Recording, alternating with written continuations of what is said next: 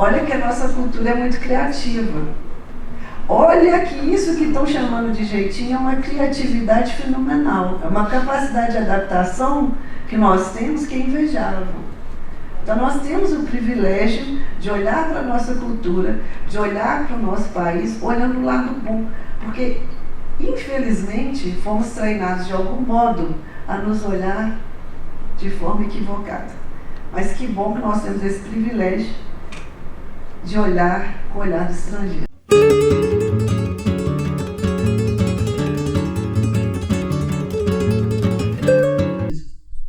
Muito obrigada pela fala de todos. A gente passa a palavra agora ao professor João Batista dos Mares Livres.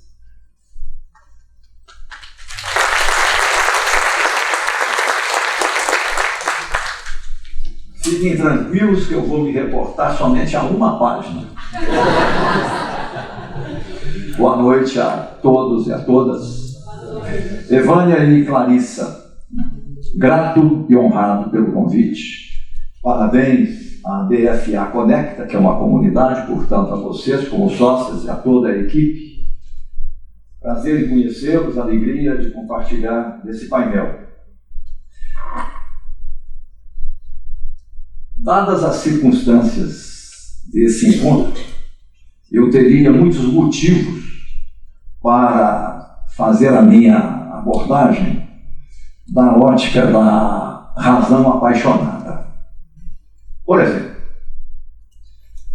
a minha filha mais nova tem 43 anos, eu já estou descendo a montanha, tem dupla cidadania.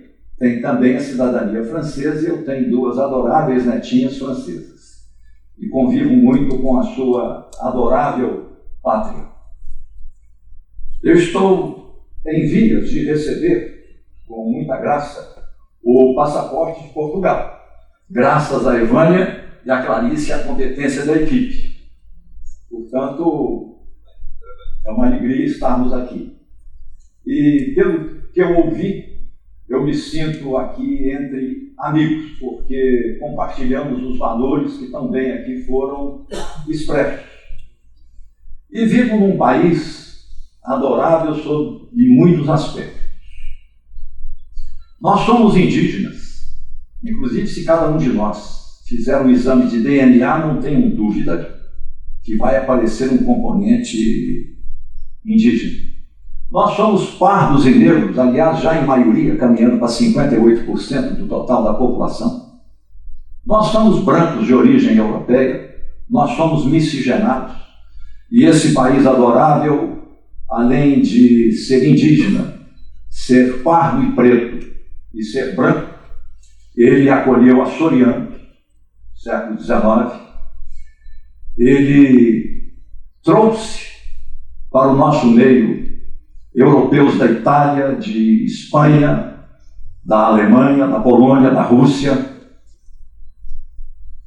Muito bem-vindos, não foi culpa deles, mas a razão pela qual chegaram ao nosso país não foi a melhor razão.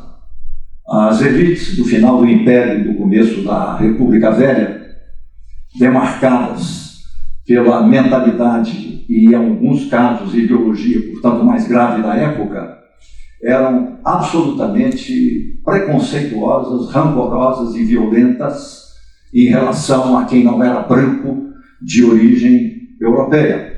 Então, a vinda de legiões e legiões de europeus brancos desses países nominados se deu porque o propósito higienista, preconceituoso e racista era do branqueamento da população brasileira, majoritariamente negra, pelas razões históricas óbvias. E foi assim que o trabalho assalariado foi entregue aos brancos vindos da Europa e à multidão dos negros, já libertos da escravidão ou antes alforriados, que, aliás, foram eles que venceram a Guerra do Paraguai. O exército brasileiro era um exército negro de conscritos por compulsão, e todas as promessas que lhes foram feitas, nenhuma delas foi cumprida. E quando veio a República, eles viraram deserdados da terra, em sua própria terra, e foram se interiorizando na pobreza e na miséria ao longo do tempo. foram escolhas que nós fizemos. Nós não somos o ser humano e as suas circunstâncias. Me permita o grande filósofo Ortega y Gasset. Nós somos nós, as nossas circunstâncias, nosso conhecimento de opções, a nossa consciência, as nossas escolhas e a nossa responsabilidade ética e social e política, individual e coletiva. Nós somos muito mais do que circunstâncias. Se fôssemos circunstâncias, nós seríamos uma coleção de eucaliptos geneticamente programados para serem iguais. Alegria vê-lo, professor Hermes, e grato pela gentileza de receber esse livro que eu vou ler com muito carinho e alegria. Mas nós somos um país maravilhoso, que nós acolhemos os libaneses e os sírios, que se esparramaram pelo Brasil como diásporas. De tal modo, eu trabalhei na Amazônia, consultor em educação, trabalhei em vários estados, em todas as regiões. Por onde você anda no Brasil, você depara com a presença de brasileiros de quarta, quinta geração, sírios, libaneses. A minha própria família, a minha esposa Virgínia, a minha sogra adorável, já falecida, os pais libaneses, todas as irmãs casaram-se com libaneses primos, com os casamentos estabelecidos de cima para baixo. Ela escapou, casou com um engenheiro brasileiro de origem alemã. E agora, graças ao trabalho da Clarissa e da Evânia, o Estado de Israel me reconheceu como judeu. Eu não sabia disso há 3 anos atrás, para verem como é a nossa diversidade interna. Nós somos japoneses, a maior colônia de japoneses, colônia, portanto, fora do país Japão, está no Brasil, está no Paraná, está se formando agora na Jaíba, no norte de Minas. Nós somos poloneses, nós somos russos, olhem o Paraná. Nós somos alemães e italianos, olhem o Rio Grande do Sul. Somos alemães, olhe Santa Catarina. Somos italianos, olhe a Praça da Liberdade. Olhe o trabalho em cantaria que foi feito na Praça da Liberdade e na Praça da Estação Ferroviária. Olhe o sul de Minas e o sotaque do sul de Minas e do Triângulo Mineiro. É completamente italiano. Olhe as igrejas do sul de Minas, toda a arquitetura italiana. Nós somos espanhóis, nós somos portuguesíssimos. Graças a Deus. Nós somos tudo, nós somos o mundo, nós somos a pluralidade, nós somos a diversidade. Por isso nós somos um país adorável, desenvolvido, porém injusto, desenvolvido, porém desigual. Até aí, com democracia, nós podemos superar. A minha dúvida é que quando a democracia fica no meio de nós e entre nós, como diz São João, ameaçada, e ameaçada gravemente, e ao ser ameaçada gravemente, para destruí-la e desconstruí-la por dentro, a arma é a arma do preconceito, pior do que a arma material. O preconceito contra o nordestino, e o Nordeste hoje é o melhor do Brasil em educação básica, é dos grandes centros produtores de cultura, está se desenvolvendo notavelmente, onde mais o padrão de vida das populações, por comparação com o passado, vem se elevando.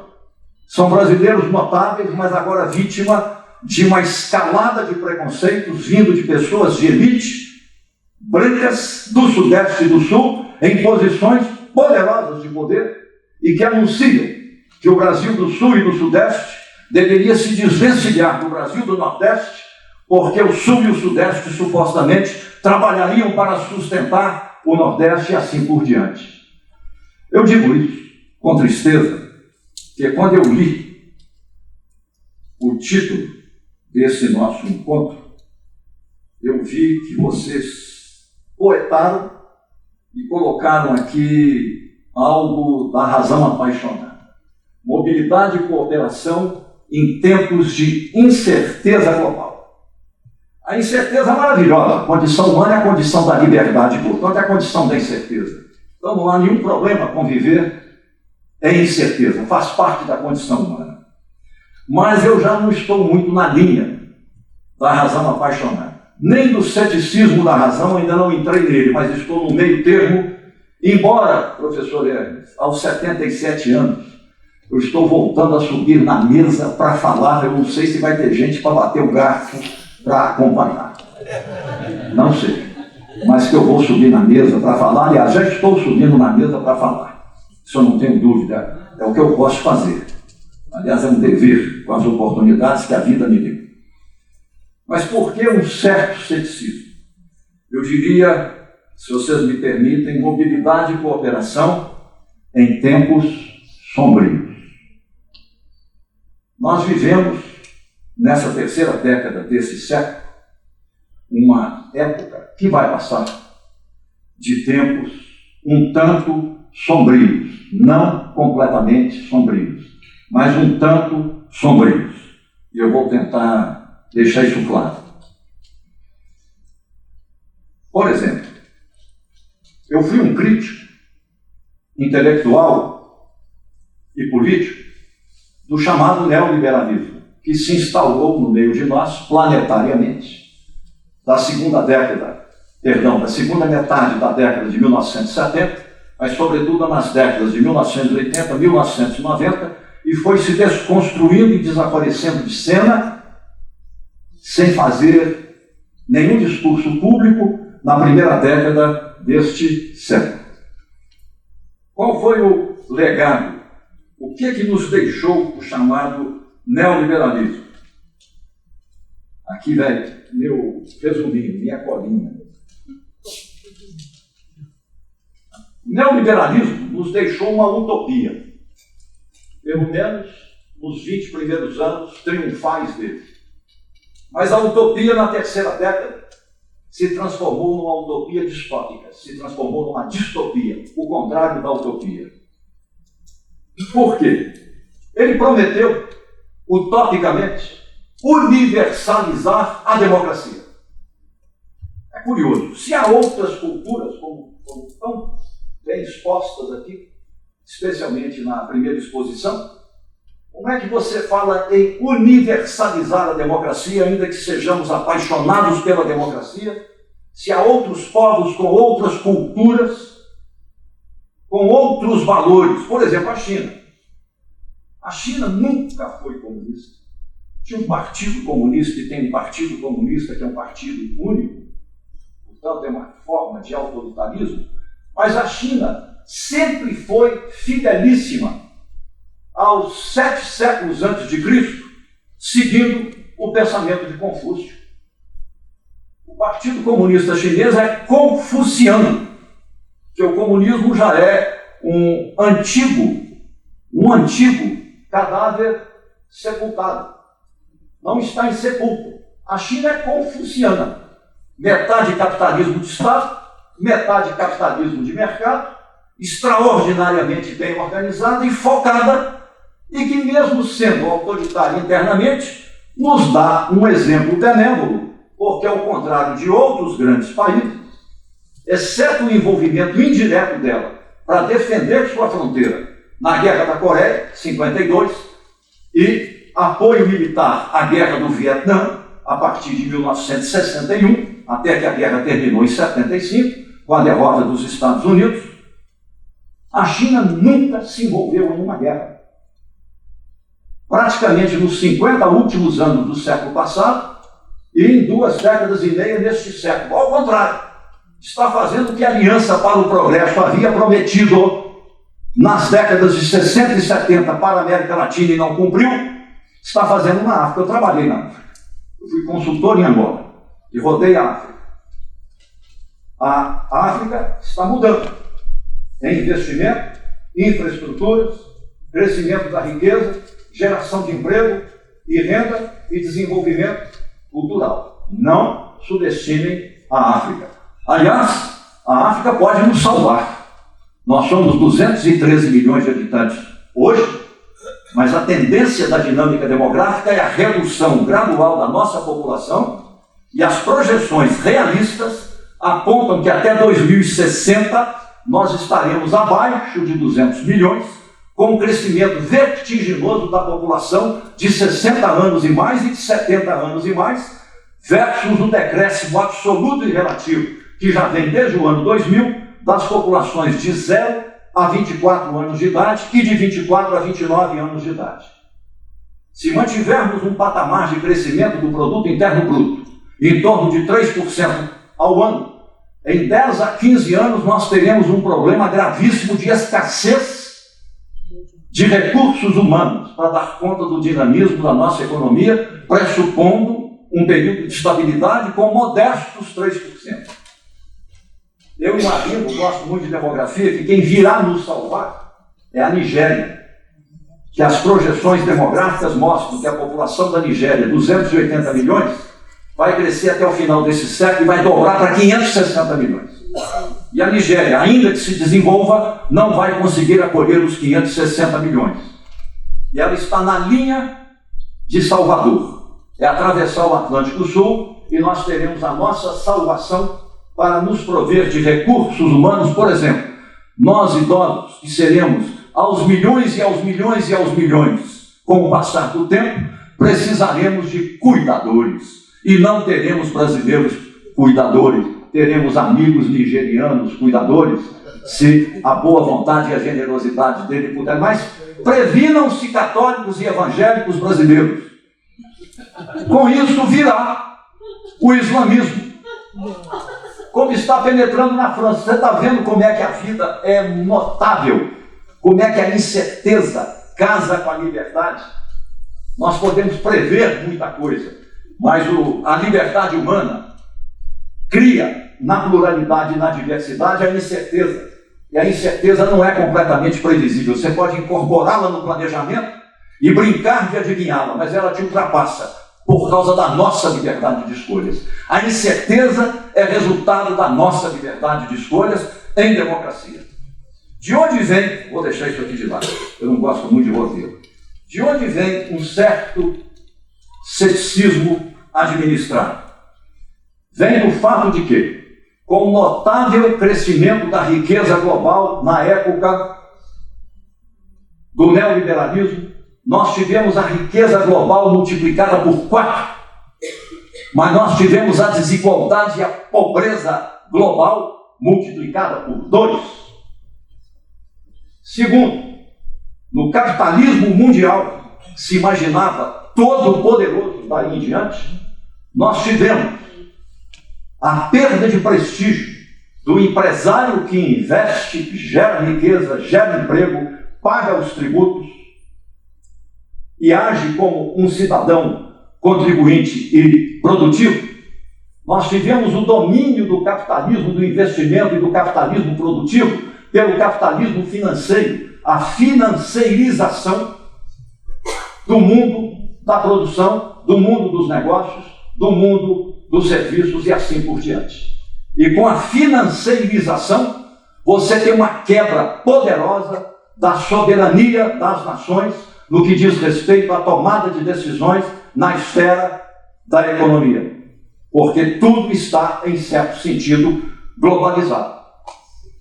A promessa de democracia universal foi negada pela própria nação que propulsou o ideário do neoliberalismo ao invadir o Iraque e, a partir da invasão do Iraque, fazer explodir todo o Oriente Médio, como ainda hoje, fruto daquele momento, nós estamos vivenciando. Então, a promessa do neoliberalismo, democracia universal, paz universal, comércio universal sem barreiras, policentrismo e relações bilaterais fluidas e livres entre os países, e assim por diante, livre movimentação das pessoas, sem barreiras. Isso tudo foi negado pelo movimento inverso que hoje nós observamos.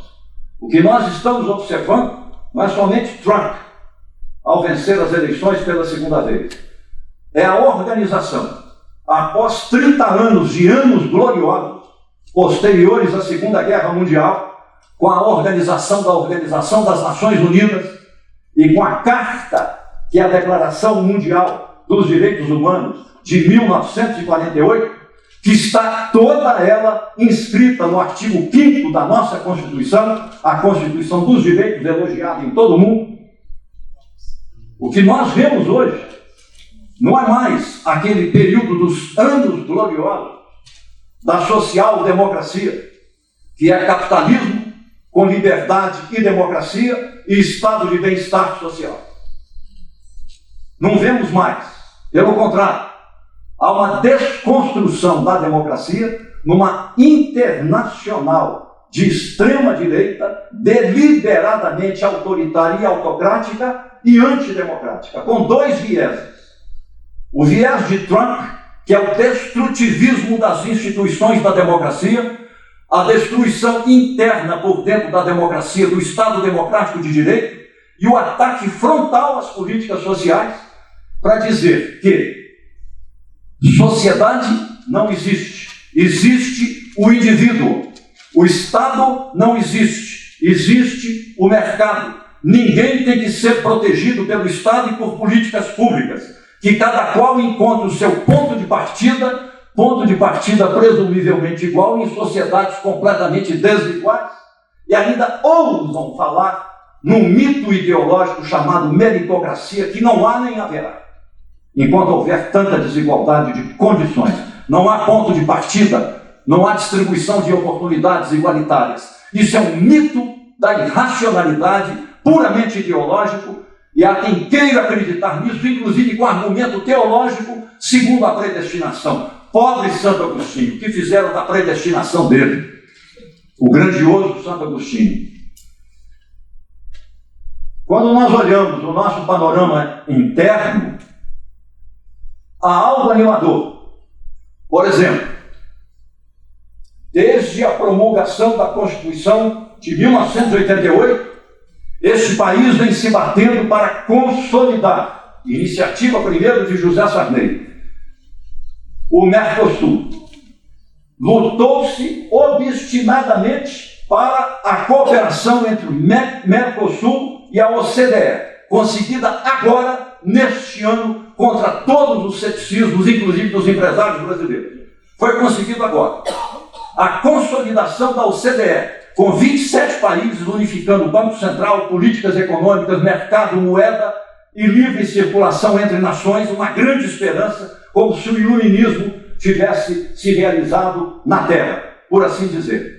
Tudo isso é nobre, mas tudo isso encontra-se ameaçado, porque o policentrismo está ameaçado por um propósito deliberado em nome de uma democracia, uma das maiores do mundo, de destruir o policentrismo para estabelecer um clima tipo Guerra Fria. E isso encontra adeptos nos países democráticos, como tem legiões de adeptos dentro do nosso país contra a nossa democracia.